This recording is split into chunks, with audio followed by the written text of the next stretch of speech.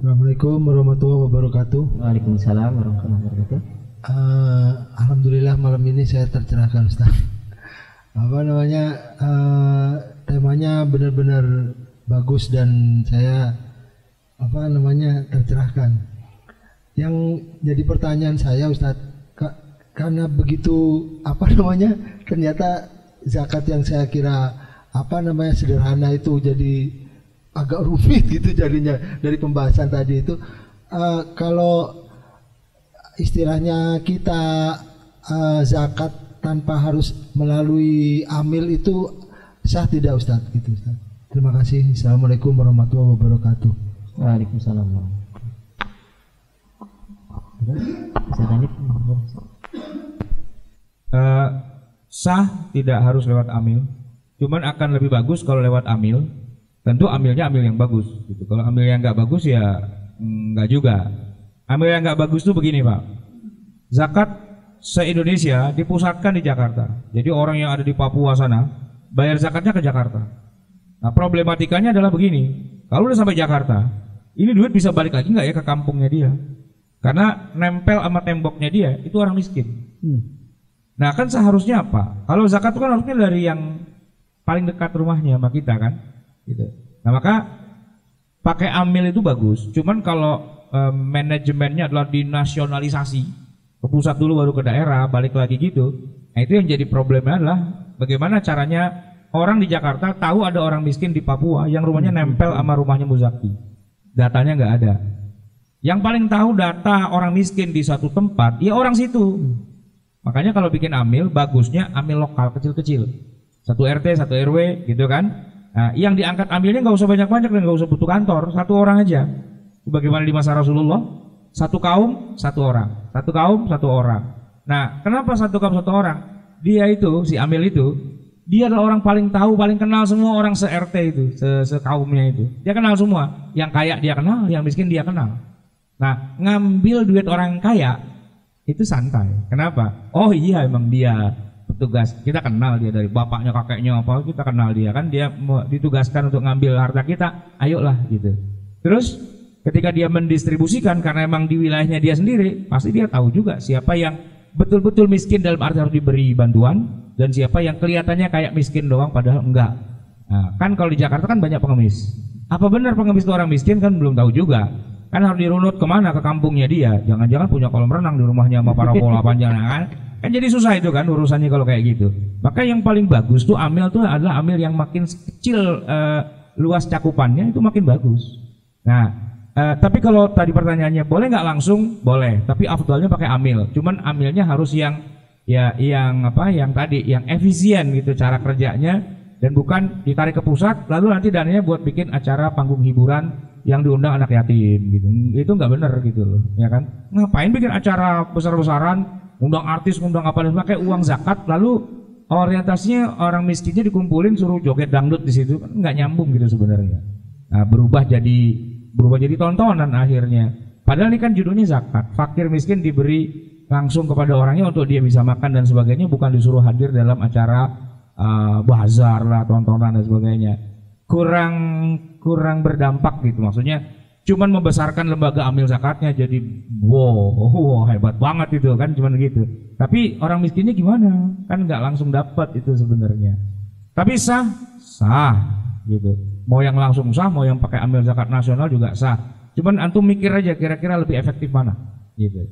Nah, kalau yang tetangga samping rumah kita ya bagusnya jangan langsung, karena kalau langsung tuh begini, Pak. Nanti tetangga kita yang kita kasih duit nih, lu kan miskin nih, gua kasih zakat nih gitu, Pak. Itu nanti kalau kita sholat di masjid ketemu dia di tengah jalan, dia akan nunduk.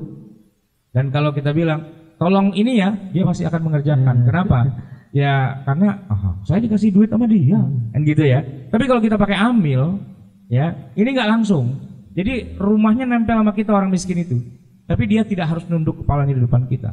Dia bisa tegak tetap, gitu. Kenapa? Dia nggak tahu bahwa duitnya gue yang kasih sebenarnya, gitu. Jadi kita menjaga perasaan orang miskin itu dengan tidak memberi langsung tapi lewat perantara, dan perantaranya menjaga rahasia. Ini siapa yang memberi sebenarnya, gitu. Itu dampak psikologisnya kira-kira kayak gitu. Ada pertanyaan lagi, Pak? Kalau tidak ada nih, saya bacakan pertanyaan dari Facebook kita, Ustaz. Biar ada keadilan begitu di antara kita. Pertama, Ustaz, kalau deposito ada zakatnya tidak? Ustaz Hanif barangkali, Ustaz. Masalahnya Ustaz Hanif punya deposito apa enggak kan gitu. Ustaz Zarwat barangkali. Deposito. Itu khilafiyah ya. Khilafiyahnya itu gini. Kalau emas atau perak melebihi nisab dan sudah 1 haul, sepakat itu wajib ada zakatnya. Pertanyaannya sekarang begini, ketika sudah bukan emas bukan perak tapi rupiah, uang, itu kena zakat apa enggak? Itu jadi masalah kan? Sebagian ulama mengatakan kayak Syekh Ali Jum'ah misalnya mengatakan enggak, zakat itu ta'budi.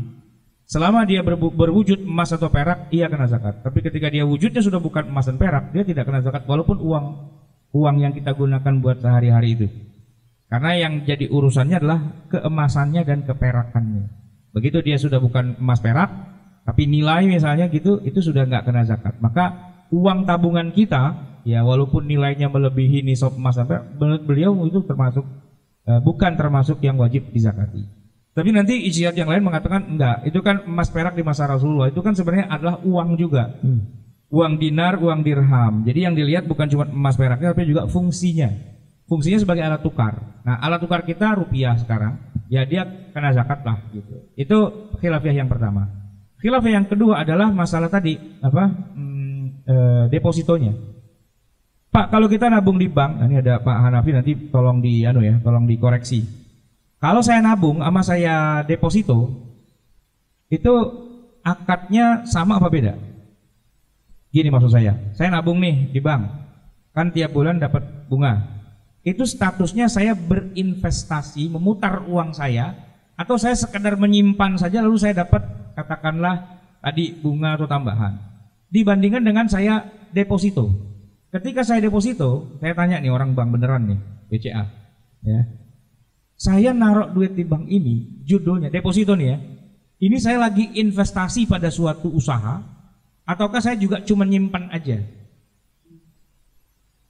Deposito nyimpan, nggak berinvestasi. Taruh uang ya. Kalau yang berinvestasi apa? Apa namanya? Beli saham. Tapi bukan di bank berarti ya.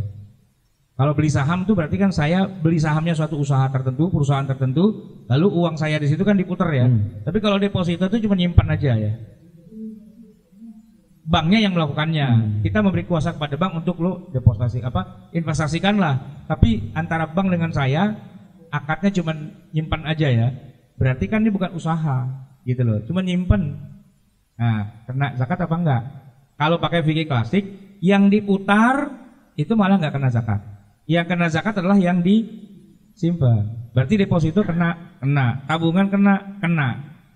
Kalau pakai pendapat yang nomor 2, yang mengatakan nggak dilihat dari segi emas atau peraknya, tapi dilihat dari fungsinya adalah sebagai alat tukar.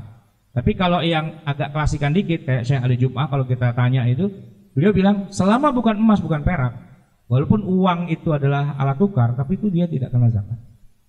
Gitu. Baik, Ustaz. Terima kasih, mudah-mudahan disimak oleh penonton kita yang lewat online begitu, Ustaz.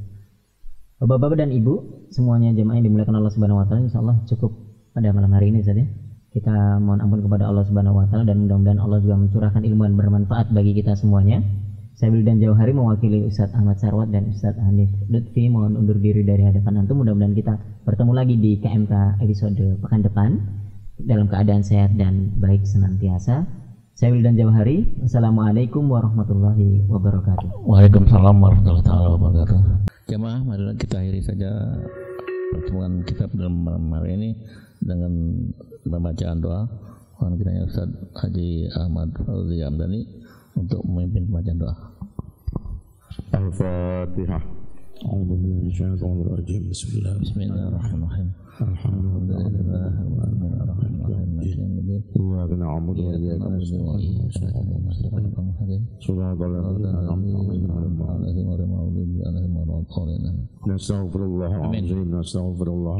Nastaghfirullahal azim. Bismillahirrahmanirrahim. Amin. Alhamdulillah rabbil alamin. Amin. Hamdan yuwafi ni'amahu wa yukafi'u mazidah. Amin. Ya Rabbana lakal hamdu wa lakal syukru kama yanbaghi li jalali wajhil karim wa li 'azimi sultanik. Amin. Allahumma shalli ala sayyidina Muhammad wa ala ali sayyidina Muhammad. Amin. Allahumma inna nas'aluka al-'afwa wal 'afiyah wal mu'afata ad-da'imata fid din wad dunya wal akhirah. Amin. Allahumma inna nas'aluka fahman nabiyyin wa hifdzal mursalin wa ilhamal malaikatil muqarrabin. Amin. Allahumma aghnina bil ilmi Amin. wa zayyinna bil hilmi Amin. wa akrimna bit taqwa Amin. wa jammilna bil 'afiyah. Amin. Allahumma inna nas'aluka ilman nafi'an Amin. wa amalan salihan mutaqabbala Amin. wa rizqan katsiran halalan thayyiban Amin. wa tijaratan lan tabur. Amin. Allahumma 'allimna bima yanfa'una Amin. wa anfa'na bima 'allamtana wa zidna ilma. Amin. Ya Allah biha Ya Allah biha, ya Allah bi husnil khatimah. ya Allah biha, ya Allah biha, ya Allah bi husnil khatimah. Ya Allah biha, ya Allah biha, ya Allah bi husnil khatimah. ربنا تقبل منا إنك أنت السميع العليم Amin. وتب علينا إنك أنت التواب الرحيم. Amin. اللهم اهدنا بهداك Amin. واجعلنا ممن يسارع في رضاك Amin. ولا تولنا وليا سواك Amin. ولا تجعلنا ممن خالف أمرك وعصاك. Amin. حسبنا الله ونعم الوكيل ولا حول ولا قوة إلا بالله العظيم. Amin. وصلى الله على محمد وعلى آله وسلم والحمد لله رب العالمين. تقبل الله. Terima kasih. Mari kita salat isya berjamaah. Pak, kalau nggak sentak.